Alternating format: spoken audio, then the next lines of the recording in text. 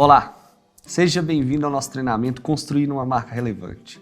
Eu espero que você esteja bem e disposto para desbravar junto comigo o mundo das grandes marcas. Nós vamos responder perguntas como: por que somos apaixonados por algumas marcas? O quanto uma marca pode influenciar no processo de decisão? Comprar um tênis da Nike ou um tênis da Adidas? E eu acho que a pergunta de ouro, né? Criar uma grande marca é uma coisa que só é válida para grandes empresas, para peixes grandes, ou você também pode criar, eu posso criar, nós podemos criar uma grande marca partindo do zero? Para responder essas perguntas, a gente precisa voltar um pouquinho no tempo. Vem comigo. Há mais de 2000 anos, gregos e romanos começaram a identificar os seus produtos com uma marca.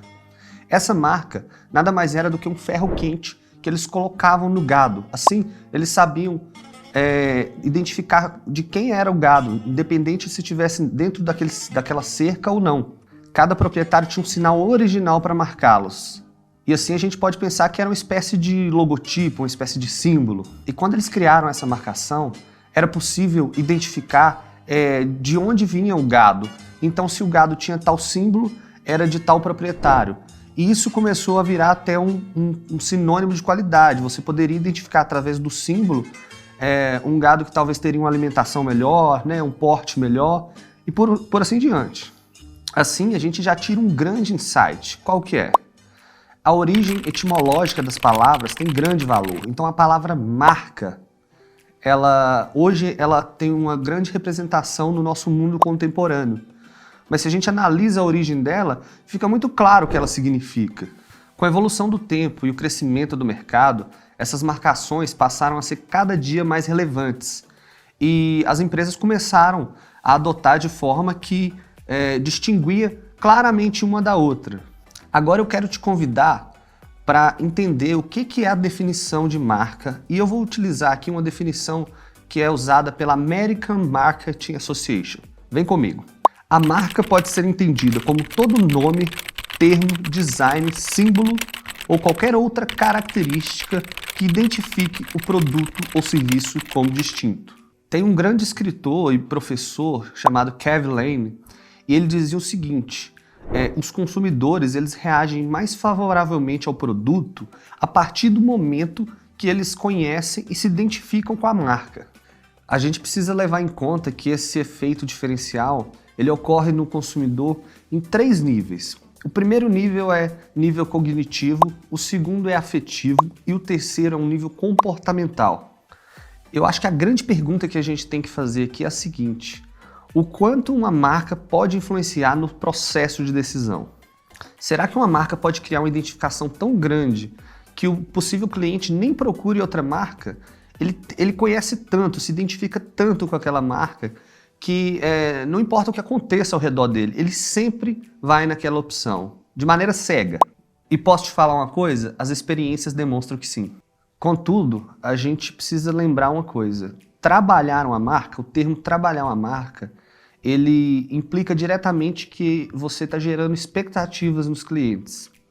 Expectativas essas que podem ser frustradas ou não. E como já afirmava o naturalista inglês Charles Darwin, o grande formulador da teoria da evolução, tudo precisa evoluir para se manter vivo. Isso também é válido para uma marca que não evolui, uma marca que não se atualiza com o mercado, que não busca novas inspirações, ela está fadada a morrer. A gente fez uma breve introdução, um pouco de teoria, mas agora eu quero te convidar para analisar um estudo de caso comigo, da pizzaria Domino's, a maior pizzaria do mundo.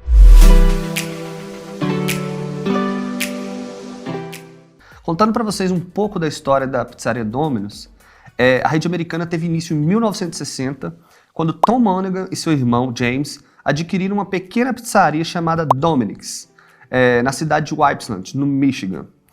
E depois de alguns anos de trabalho e crescimento, em 1965, Tom abriu mais 2 filiais. Ele queria que elas tivessem o mesmo estilo, mas estava meio assim incerto sobre o nome. Foi quando ele rebatizou o nome da loja como Domino's, pela sugestão de um funcionário. Daí a gente já tira 2 grandes insights aqui. O primeiro insight no início, Tom e seu irmão, eles não tinham muita noção de como seria o estilo da marca, até o mesmo nome da marca. Mas à medida que aquilo foi fluindo, foram surgindo ideias no meio do caminho que foram construindo a marca deles. Então, assim, é muito importante a gente entender que a sua marca não nasce pronta. Ela cresce, ela é como se fosse um filho, ela é como se fosse alguma coisa que é natural, que é orgânico, que cresce. Então, assim, você precisa ter isso em mente. Você não pode ter uma cabeça estática, pensar que, é isso aqui e nunca mais vai mudar. Não fique com esse pensamento. O logotipo da empresa, originalmente, ele tinha 3 pontos, representando as 3 lojas. Só que, obviamente, como a franquia foi crescendo, crescendo e crescendo, imagina colocar um ponto para cada loja, ia ficar inviável. Então, o que eles fizeram foi basicamente deixar somente os 3 pontos para relembrar a origem, né, que foram aquelas 3 primeiras lojas. Hoje, a Domino's ela é a 2ª maior pizzaria dos Estados Unidos e a maior pizzaria do mundo. Agora eu te convido para o estudo de caso número 2. Vamos falar da Apple, uma empresa aí que eu acho que ela é bem conhecida, né?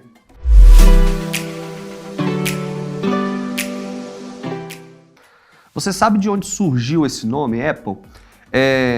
Eu fiz uma pesquisa aqui e eu acho que você vai se surpreender. Na verdade, esse nome surgiu simplesmente porque o Steve Jobs achava um nome divertido, um nome simples, e ele tinha uma dieta à base de frutas. Então, assim, a gente fica buscando sempre uma análise muito complexa de por que surgiu uma marca, né? De por que aquele símbolo. E quando, na verdade, pode ser a coisa mais simples do mundo.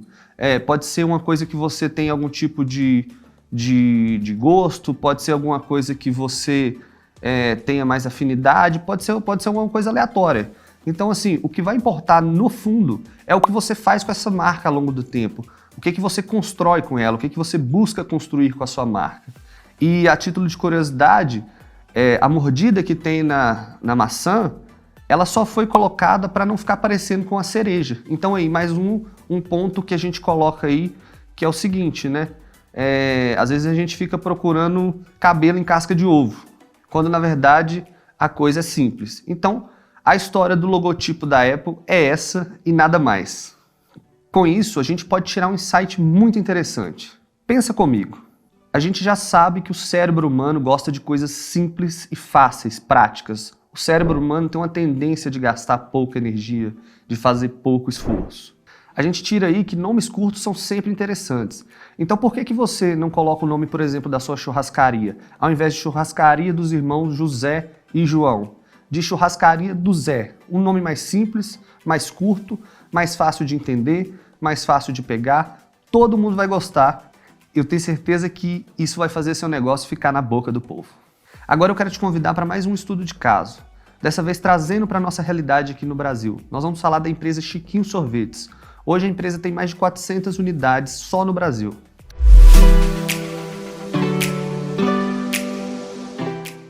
Você sabe que o sorvete é uma grande paixão do brasileiro. A gente vive num país tropical muito quente. Provavelmente no seu bairro e na sua cidade existem centenas de sorveterias.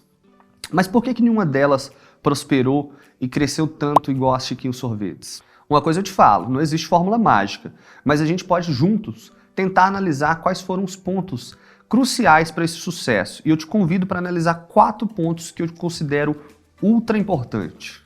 O ponto número 1 é o seguinte: a Chiquinho Sorvetes nasceu na cidade de Frutal, Minas Gerais. E na época, a cidade tinha uma carência de sorvetes de qualidade.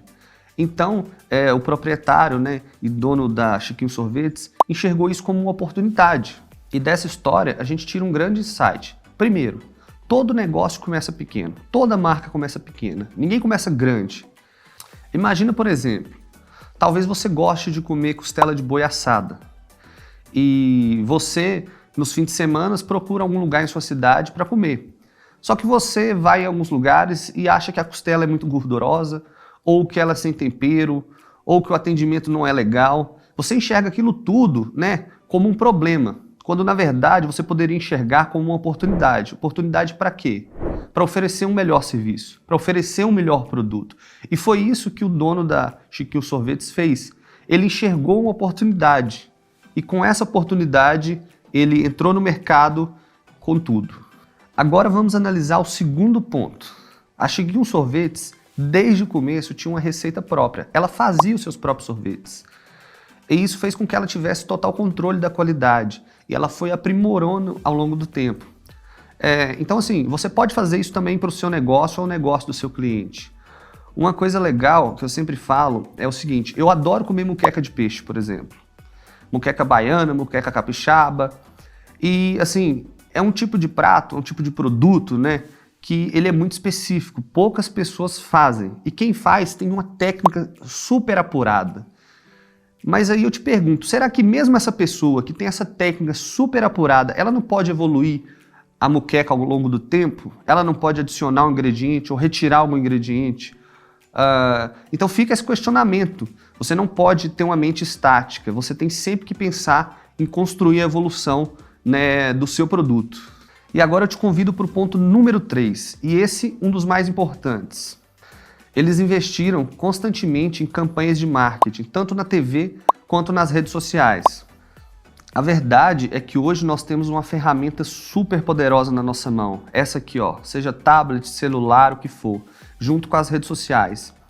Então, se hoje a sua empresa não está nas redes sociais, você está perdendo muito dinheiro, você está deixando dinheiro na mesa. Você precisa sim estudar sobre mídias sociais, você precisa sim entender como é que esse mundo funciona, você precisa sim aprender a divulgar o seu trabalho, você precisa sim, com tudo isso, construir uma marca na internet. E agora vem o quarto ponto e o ponto que chama mais atenção. A Chiquinho Sorvetes apostou em construir uma marca super contemporânea, divertida, colorida. Eles criaram uma identidade visual que desperta desejo pelos seus produtos.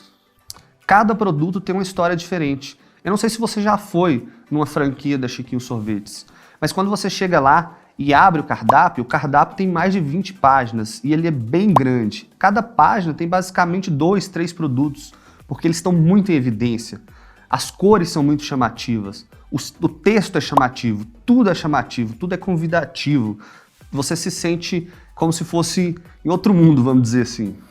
E eu te faço uma pergunta. Imagina associar o seu produto, né, por exemplo, o sorvete, a um super-herói. Eu tenho certeza que seus filhos vão amar. Imagina associar o seu produto a uma marca como a Nutella, por exemplo. Eu tenho certeza que você também iria amar. Tá, beleza. Eles fizeram tudo isso. Mas você pode estar se perguntando, Vinícius, como é que eu aplico isso no meu negócio? Como é que eu faço isso no meu negócio ou nos negócios dos meus clientes? Esse assunto fica para a próxima aula, mas eu já te adianto, a próxima aula vai ser pura prática. Eu acredito que a gente aprende de verdade quando a gente coloca a mão na massa. Então eu vou te convidar para executar comigo um plano de ação de criação de uma marca e de uma identidade visual, de um negócio que não tem basicamente nada. É isso aí. Até a próxima, um abraço.